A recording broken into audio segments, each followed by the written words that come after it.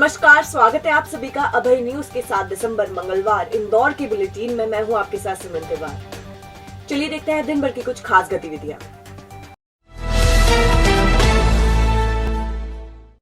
Corona के नए variant के खतरे के बीच इंदौर से दुबई की फ्लाइट जारी रहेगी। एयरपोर्ट अथॉरिटी ने बताया कि भारत से विदेशों में आने जाने वाली अभी किसी भी फ्लाइट पर पूरी तरह से रोक नहीं लगाई गई है। जिन देशों में कोरोना के नए वेरिएंट ओमिक्रॉन के केस मिले हैं, वहां से आने वाले यात्रियों पर नजर जरूर बनाई गई है। बुधवार को दुबई की फ्लाइट इंदौर से रवाना होगी।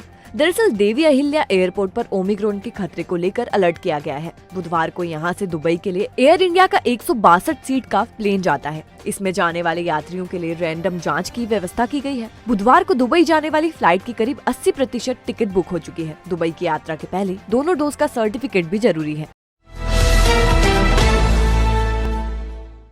कोरोना का संक्रमण एक बार फिर से तेजी से बढ़ने लगा है। रोज संक्रमित मरीजों के मिलने की संख्या बढ़ते से प्रशासन की नींद उड़ गई है, लेकिन लोग अभी भी बेपरवाह नजर आ रहे हैं। सोमवार को 8 नए संक्रमित मिले।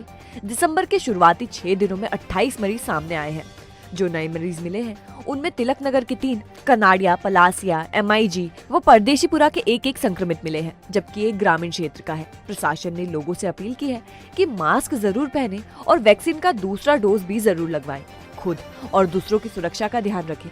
इधर कलेक्टर मनीष सिंह ने ओमिक्रॉन को लेकर चेतावनी दी है कि ये तेजी से फैलने वाला वायरस है। यदि ये फैला तो मरीज 2 गुने से 4 गुना होने में देर नहीं लगेगी। आखिरकार वो मिल ही गया जिसे नजरें तलाश रही थी। उसके मिलने के बाद सभी के चेहरों पर सुकून और होठों पर मुस्कान आ गई है। हम बात कर रहे हैं कमला नेहरू प्राणी संग्रहालय से 6 दिन पहले लापता हुए तेंदुए की। जू से भागा तेंदुआ मंगलवार सुबह नवरत्न बाग क्षेत्र में दिखाई दिया। इसके बाद आनन फानन में जू प्रबंधन और वन विभाग की टीम ने रेस्ट हाउस के पास से तेंदुए को रेस्क्यू किया। दरअसल 1 दिसंबर को नेपानगर से तेंदुए को जू लाया गया था, लेकिन अगले ही दिन वो भाग निकला। इसके बाद सुरक्षा के लिहाज से जू को बंद कर दिया गया और टीमें उसे तलाशने में लग गई। जू बंद होने से प्रबंधन को करीब 6 लाख रुपए का नुकसान हुआ है।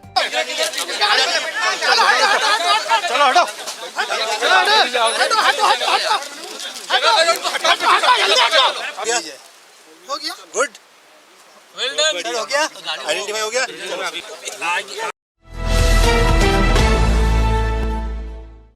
धार रोड पर मंगलवार को बेहद शर्मिंदा करने वाली घटना हुई है। एक मिनी ट्रक की टक्कर से घायल बाइक सवार युवक युवती सड़क पर तड़पते रहे और लोग घायलों को अस्पताल पहुंचाने के बजाय वीडियो बनाते रहे। हद तो ये रही कि एम्बुलेंस, डायल 100 और 108 तीनों ही मौके पर नहीं पहुंची। ऐसे में कचरा गाड़ी में डालकर युवक युवती को अस्पताल ले जाना पड़ा।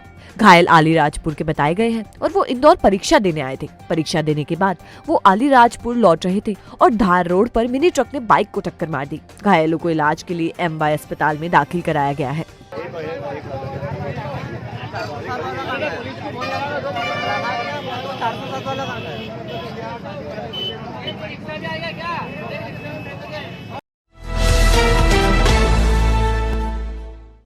महिलाएं घरेलू हिंसा की शिकार हो रही हैं और उनके साथ पति हर तरह की ज्यादती कर रहे हैं।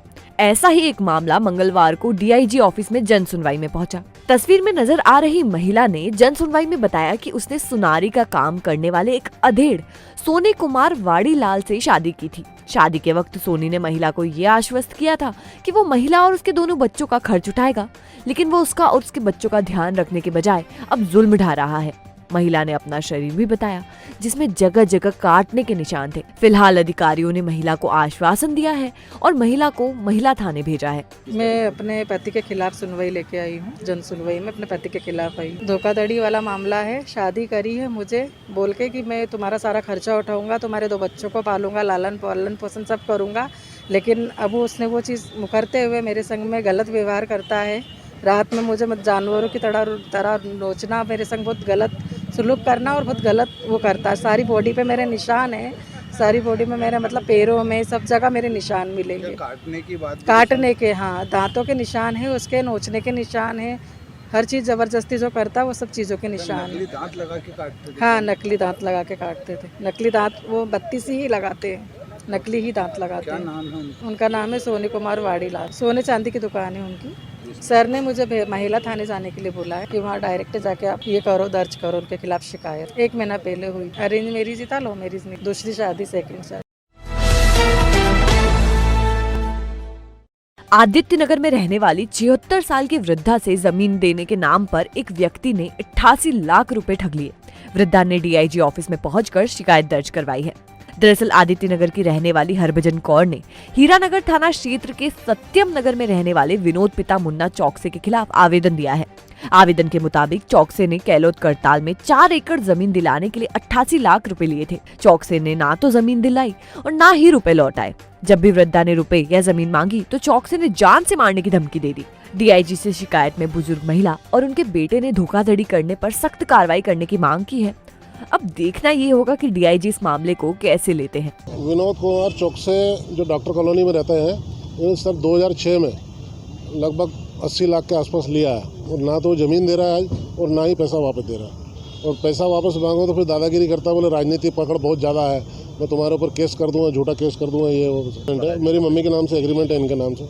हमने बोहरकुआ में भी करी शिकायत, हीरानगर में करी है। अभी अपने डीआईजी ऑफिस में आवेदन दिया है। वो कहते हैं इसका निराकरण करने के लिए हम हीरानगर को लिख देते हैं, आगे कार्रवाई भी हीरानगर से पता लगे। वो विनोद चौक से तो यही बोलता है, बोले हालांकि विनोद चौक से ने ज़मीन किसान से ली ही नहीं है, वो पैसा खुद खा गया पूरा। अब वो पैसा देना नहीं चाहता है, इसलिए उल्टा आरोप लगाता है।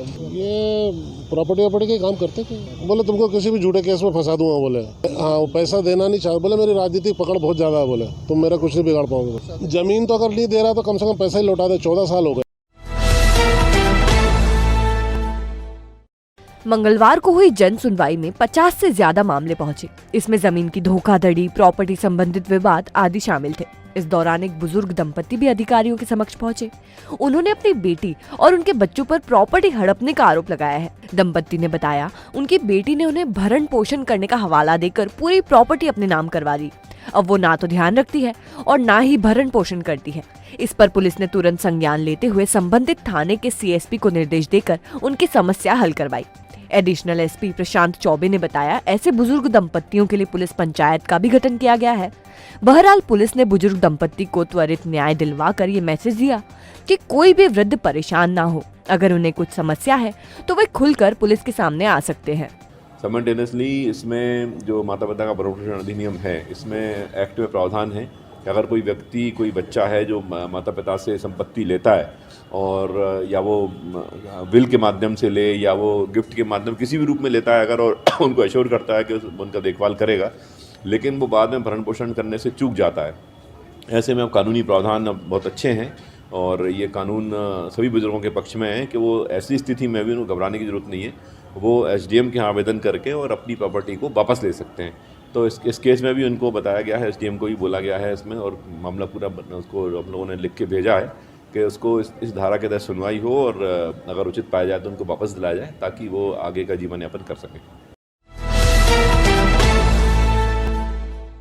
एमबीए फाइनल ईयर के एक छात्र की भानगढ़ रेलवे लाइन पर इंदौर कोटा ट्रेन की चपेट में आने से मौत हो गई। जानकारी के मुताबिक मृतक की शिनाख्त निहाल उम्र 20 पिता गणेश मालवीय निवासी गौरी नगर के रूप में हुई है। वो प्रेस्टीज कॉलेज से एमबीए कर रहा था। इस साल उसकी फाइनल ईयर की एग्जाम थी और वो तैयारी में जुटा हुआ था। निहाल के परिवार में छोटा भाई है, वही पिता प्रेस्टीज सोया में अकाउंट डिपार्टमेंट्स में काम करते हैं। परिजनों के मुताबिक निहाल मिलनसार और हंसमुख था।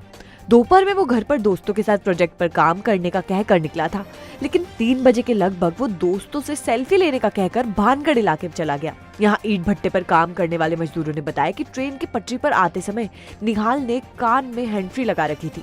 शायद इसलिए उसे ट्रेन की आवाज नहीं सुनाई दी और वो उसकी चपेट में आ गया। आजाद नगर इलाके के 3 इमली ब्रिज पर अज्ञात वाहन ने एक बाइक सवार को टक्कर मार दी। हादसे में बाइक सवार का निधन हो गया। पुलिस ने बताया कि युवक बड़वानी से इंदौर होता हुआ उज्जैन दर्शन करने जा रहा था। इसी बीच उसकी बाइक को अज्ञात वाहन ने टक्कर मार दी। वो इंजीनियरिंग का छात्र था। उसकी शिनाख्त शिवम खोड़े के रूप में हुई है। पीएम के बाद शव परिजनों को सौंप दिया गया है। मामला वाहन दुर्घटना में घायल होने से मृत्यु का है। अज्ञात वाहन ये 3 इमली ब्रिज के ऊपर का है। ये 7/12/21 के 2:25 बजे रात की बात, जिसमें मृतक है शिवम खोड़े, पिता मोहन खोड़े, 25 साल, निवासी 53 सावंतपुरम कॉलोनी, आशा मार्ग, बड़वानी का। हाँ, पढ़ाई करता था। इसके वाहन दुर्घटना में घायल होने से मृत्यु होने की इंटीमेशन जांच हेतु प्राप्त हुई है। बाणगंगा इलाके में पहचान छिपाकर चूड़ी बेचने वाले यूपी के तस्लीम को हाई कोर्ट ने जमानत दे दी है। तस्लीम की जमानत याचिका पर अधिवक्ता एहतेशाम हाशमी और उनके सहयोगी ज्वलंत सिंह ने पैरवी की। जस्टिस सुजय पाल ने जमानत स्वीकार कर ली। तस्लीम के साथ बाणगंगा इलाके में मारपीट की गई थी। इसका वीडियो सोशल मीडिया पर वायरल हुआ था। बाद में 13 साल की एक बच्ची ने तस्लीम पर छेड़खानी का प्रकरण दर्ज करवाया था। तस्लीम की पिटाई करने वाले 4 आरोपियों को पहले से ही जमानत मिल चुकी है। ऑनरेबल जस्टिस सुजय पाल साहब ने काफ़ी देर तक बहस सुनी, हमारी भी बहस सुनी और सरकारी वकीलों की भी बहस सुनी और उसके बाद इस नतीजे पे पहुंचे कि चूड़ी वाले को बेल मिलनी चाहिए। ऑर्डर का हम लोग इंतजार कर रहे हैं, जैसे ही ऑर्डर आएगा आपके साथ शेयर किया जाएगा। क्या तर्क रखे गए? तर्क यही रखे गए थे कि एक गरीब चूड़ी बेचने वाले को जिस तरह से उसकी रिलीजियस आइडेंटिटी होने की वजह से, उसके मुस्लिम होने की वजह से लोगों ने मारा था और उसके बाद क्रिमिनल केस फेस करने के डर से एक झूठी FIR तस्लीम के खिलाफ रजिस्टर्ड कराई गई थी। मुझे लगता है कि इन्हीं पॉइंट्स को कंसीडर करते हुए 90 दिन से वो कस्टडी में थे, चार्जशीट फाइल हो चुकी है और जैसा कि लॉ है कि चार्जशीट जब फाइल हो जाती है और ऑफेंस बहुत ज़्यादा सीरियस नहीं होता है तो कोर्ट बेल कंसीडर करता है। तुकोगंज इलाके के YN रोड पर चौकीदारी करने वाले एक शख्स की गिरने से मौत हो गई। विश्वनाथ एक मल्टी स्टोरी बिल्डिंग में चौकीदारी करता था। मंगलवार को वो अचानक जमीन पर गिर पड़ा। सिर में गंभीर चोट आने पर रहवासी विश्वनाथ को अस्पताल ले गए, जहां उसकी मौत हो गई। विश्वनाथ पिता बाबूराज आजाद करके हैं, न्यू चित्रा नगर के, और YN रोड पे चौकीदारी का काम करते थे। वहाँ पर इनके गिरने से माथे पे गनपटी पे मामूली चोट आई थी, जिससे इनको वहीं बेहोश हो गए थे और उनके जो चौकीदारी जिनके करते थे वहाँ से हॉस्पिटल लेकर उनकी डेथ हो गई। नहीं, कोई नशा नहीं था, कोई बीमारी नहीं है। परिजनों से जो चर्चा की गई है उसमें भी बीमारी नहीं होना पाई। ये थाना तुकोगंज क्षेत्र का मामला है। YN रोड पे चौकीदारी का काम करते थे। तो आपने देखा अभय न्यूज का आज का बुलेटिन। अगर खबरों को लेकर आपके पास कोई फीडबैक है तो हमारे कमेंट सेक्शन में जरूर बताइएगा। कल फिर मिलेंगे इसी समय। नमस्कार।